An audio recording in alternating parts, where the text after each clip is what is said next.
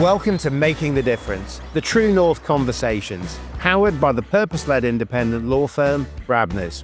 I'm Michael Hayman, and over the course of 6 episodes, I'll be speaking to entrepreneurs and business leaders from across the North, each providing incredible insights, stories, and a commitment to people, communities, and the Northern economy. It's bold ideas for change, from a constellation of Northern stars, doing things differently and making the difference. Joining me today is Oonagh Simms, founder of the Marshmallowist, the UK's first gourmet marshmallow producer.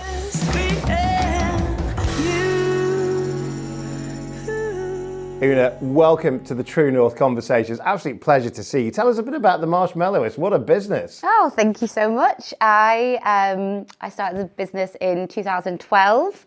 I trained as a chocolatier patissier in Paris, and my sister and I now run the company. We're based in Leeds. We've got three bakeries, and yeah, we've had a really fascinating and fantastic few years, and we're sort of hoping to grow from there, really. Yeah, a lot of the businesses we've been interviewing today, that family members have been an important part of the secret sauce. What's it like working with your sister? That is lovely. I'm really glad to hear that. Oh, it's fantastic. She's my best friend. But obviously, that has its challenges. It can very much become an echo chamber of, right. Oh, no, that's a fantastic idea. But we're managing it in the sense that, like, she does like the day-to-day and I do operations. You've been in business since 2012. How do the bumps in the road sort of get sorted? Goodness,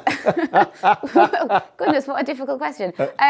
They sort of iron itself out, obviously. There have been many circumstances where things haven't quite gone as we would like, but I suppose you just learn and you move on from there. Now, let's talk marshmallows, because I was thinking this morning, what do I actually know about marshmallows? So I was looking at your LinkedIn page, and I was reading about the raspberry concentrate sort of drought and all sorts of things. That was a drama. I mean, that was a drama. But then I was thinking, what else? I mean, Ghostbusters, there was the Marshmallow Man, wasn't there? Famously. And then there is the marshmallow test, the Walter Mischel test, which is so much more than marshmallows. Before we get into marshmallows, let's talk about the test. So let's remind ourselves of it. You can have one now or two later. Yep. Which do you choose? I have spent the last 13 years around marshmallows, so I can definitely hold off to have the second marshmallow. Right. If you've got the patience, you get more if you wait. And of course, the patience is being tested because all of your wonderful products are part of a takeover of the True North set. So we're looking behind us. And I must say to viewers is that all of these boxes have the most glorious looking. Yeah, we have glammed it up. Marshmallows. I mean, and even a festive touch here, marshmallow baubles. So they're works of art, aren't they? Thank you. They really are. We do spend a lot of time making sure that they're as aesthetically pleasing as they are delicious. You eat with your eyes. Well, you do eat with your eyes, and I suppose that is the thing about. Let's go into the kind of, I suppose, the marshmallow industry. We were talking just a moment ago about Egypt, roots, swamps. Tell us more. It has a really fascinating backstory. So marshmallows developed in ancient Egypt from the marshmallow root. It's basically a sap that you find along they found it along the Nile, but like swampy areas, marshlands. And they use this sap to mix with like honeys and like sugar syrups to create a confectionery, like a marshmallow. Right. And it's evolved from there. The marshmallow that we know was created in France, which is a nice little echo of my journey.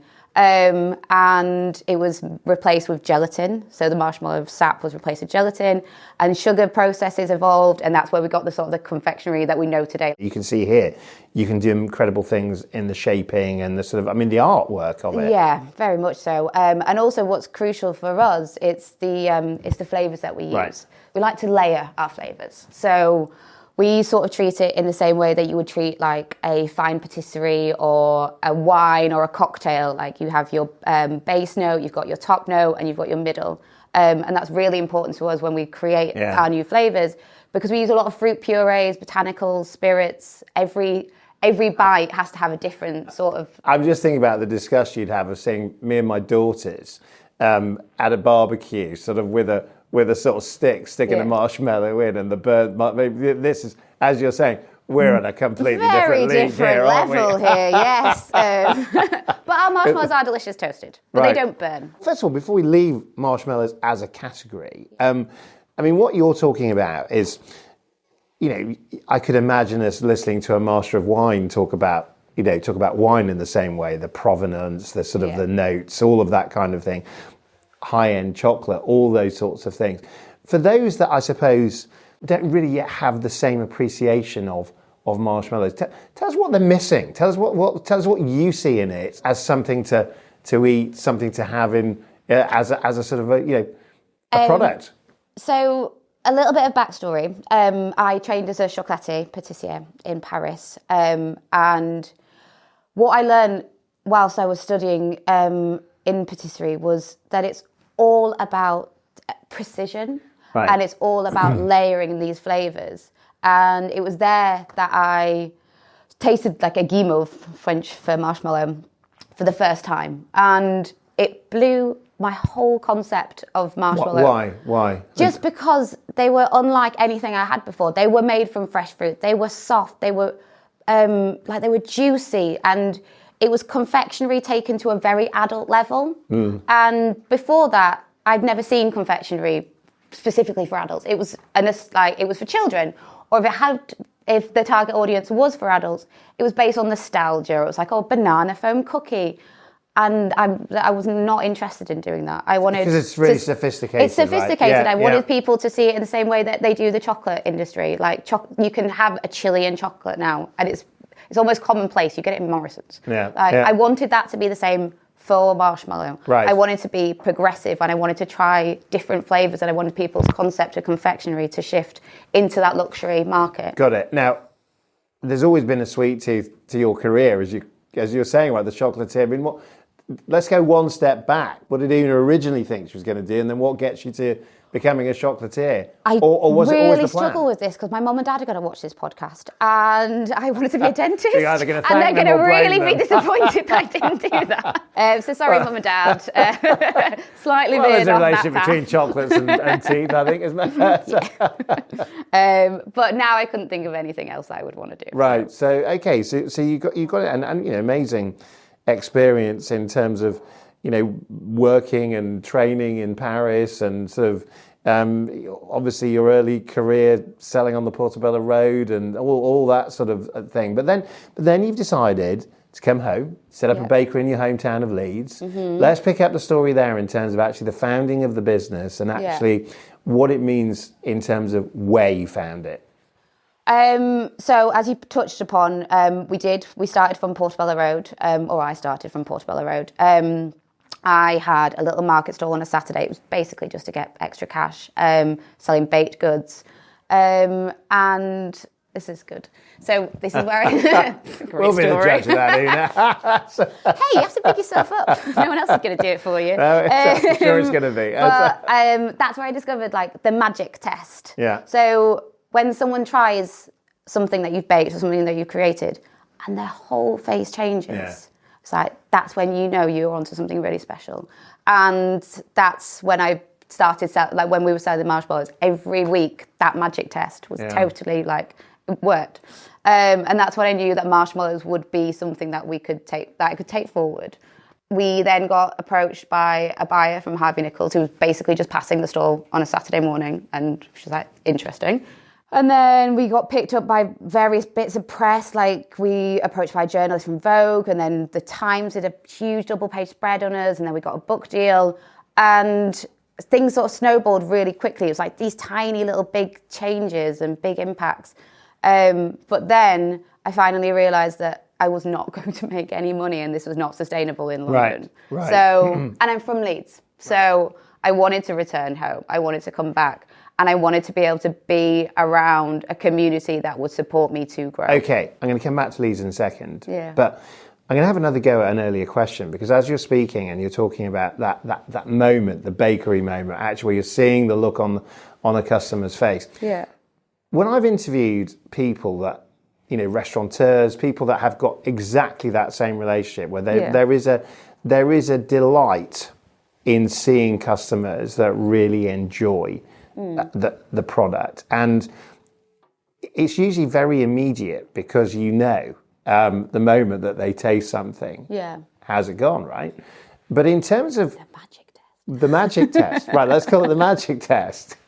What was the aha moment for you that sort of made you think, well, actually, you're not going to get that in a dentist chair, but you do get it in what you chose as a career route. Where did it all become clear? I think if you work in food, it becomes such a visceral job and such a visceral relation to what you're working with, your hands, and everything is related, like your taste buds, your scent, your smell, your sight. I couldn't imagine doing anything else now because food for me is all consuming. It's all I talk about. It's all I think about. Right. It's all I do. But it's always sort of been there, has it? It's always been there. Right. Yeah. Right. And I think the biggest pleasure of my life is being able to run a company based around my absolute joy passion. of food. Yeah. I mean, and that's the definition of a passion project, right? Yeah. Isn't it? I mean, and I suppose in terms of now building that business, which the roll call of companies that you work with, Fortnum & Masons, Harvey Nichols, M&S, I mean, so many sort of like incredible names in terms of actually, let's move back to Leeds in terms of building that team, building that offer. I mean, how have you franchised the magic, I suppose, in terms of turning the magic test into the magic production of the business? I think that comes down to building a really strong team around me. I was obviously a solo founder before Jen, my sister, came on board. And as a solo founder, you do everything yourself and you become very self-reliant. And over time, I realised that there is limitations to that. And if you want to grow and you want to expand, then you're going to have to make other people make the decisions for you. So you've got to let go of control. I mean, a little bit. Because you would trust people around you to make the best decisions for the company. And I'm really lucky in the sense that my sister and I have, because she comes from a completely different background. She was in comms and politics. Right. But we've got basically the same values. So we knew what we wanted the company to be, and we sort of thought we had an idea of how to get there. Right. So it strikes me, this is the first time we've met, but it would strike me that in business is that you will have a very strong work ethic, that you'll have a very strong sense of what perfection may look like. You may never get there, but you've got a very strong sense of what that true north is for the business. I think when you're a solo founder, that is often where it's most potent, it's most clear. As the business grows, how has your style changed?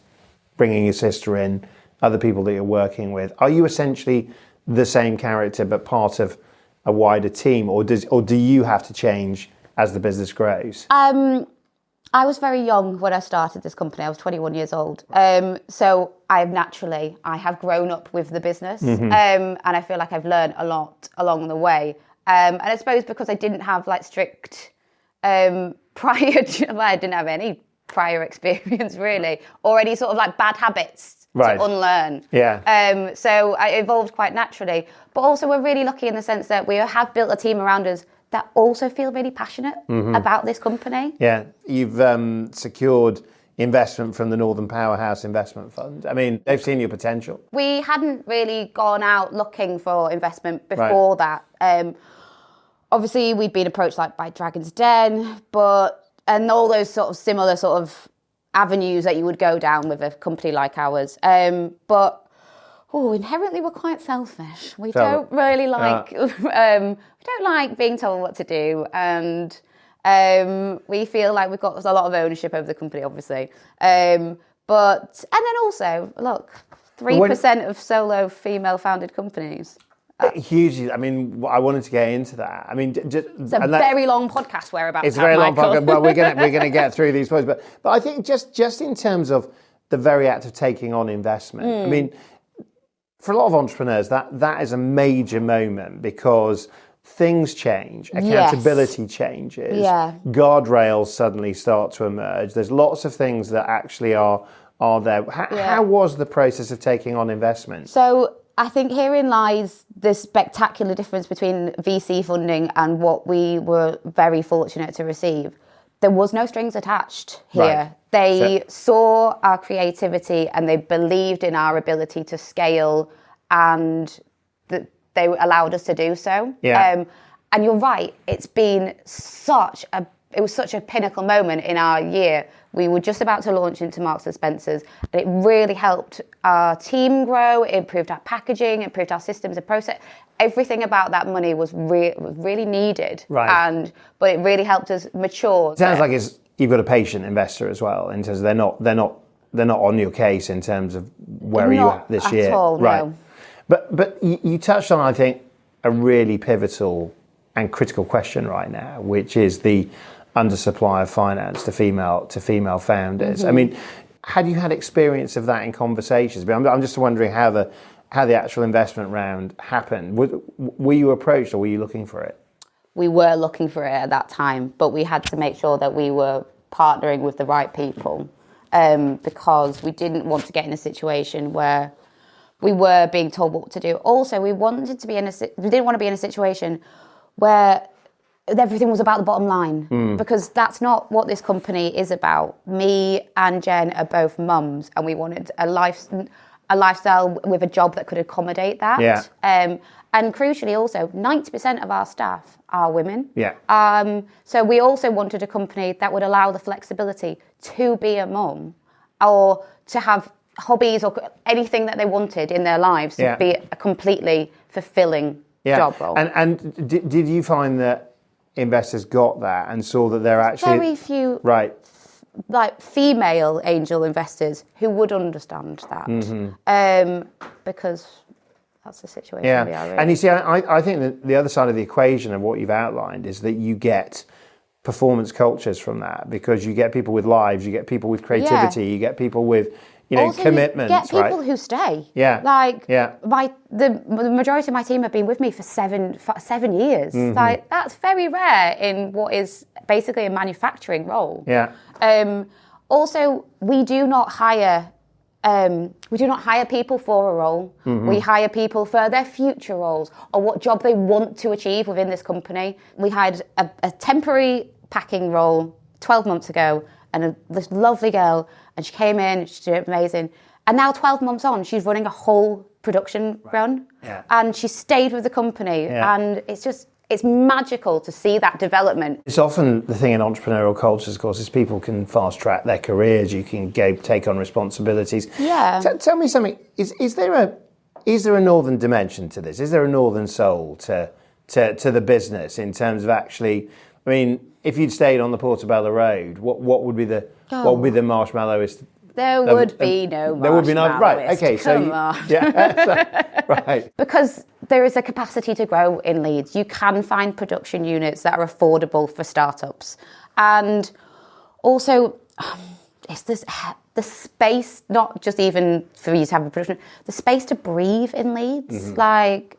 In terms of like just being as a person myself, the ability to like go on big walks up the moor, or just to be like around nature as well, I feel really strongly in Leeds. Right, we're almost out of time, unfortunately, because there's so much more we can talk about. I mean, it's so fast. I mean, it does go so fast. But thinking about though growth potential in the north, I mean, in terms of the flavour of the northern economy, the what's next, what you would like to see in terms of the future, in terms of the support structures. We've talked a little bit about that, I guess, in terms of the investment side. But if you were to look at the recipe that's here, in terms of things around you that makes a growth business capable of going for it, how would you score it? I'm not going to give it a score, because look, there's room for improvement on all sides here. But we touched about it earlier. We're in Liverpool today, and obviously we're based in Leeds. It took me 2.5 hours to get here. Right, yeah. And that should not be the case. Yeah. We should have an integrated transport system that allows people to get to their jobs in as efficient a way as possible, and also for a really reasonable price. Like, if you have to get on 2 trains and a bus to get to work, not only are you going to be exhausted, but you're not going to be able to achieve what you want to achieve in that role, because like you couldn't. And also you spend all your time travelling. Yeah. And then also, as I mentioned, 90% of our team are female, And I don't just need a bus to go into the city centre to get to work. I actually need a bus to drop my kid off at nursery or to go and run to the shops. And I need a system that allows for those shorter journeys to on one payment system. Right. Well, so well said. So there's a 21st century massively transport system. If you want to support local businesses, you have to get to those local businesses, and you have to want people to get to you. Understood. And as one of our Northern Stars, I mean, in terms of your own direction, I mean, what a journey you've had. I mean, what's the direction, do you think? Is there a what's next? Is this it? Is this the pinnacle? Oh God, I really hope not. Is it all downhill from here? Oh God, it's just been such a tricky time for small businesses in the past couple of years. Like, it really has. It's expensive to hire. Our national insurance contributions this month literally made me cry this week. And I don't want to replace staff with machinery. This is a really skilled role for skilled people. I also love my team. I have to work with them 8 hours a day. I want to work with a team, not just machines. So that's been really tricky. And then chocolate prices have gone up like 300% in the past 2 years. I can't put my prices up. So you sort of have to shoulder that burden. So, and not to end this on a negative note, but I would love to still be here in 18 months. If I was putting a bet on it, I think we will be seeing you in 18 months. Oonagh, thank you so much for sharing the story. Absolutely brilliant business, the Marshmallowist. One of our sort of Northern Stars. Thank you for joining us on the True North Conversations. Thank you so much for having me.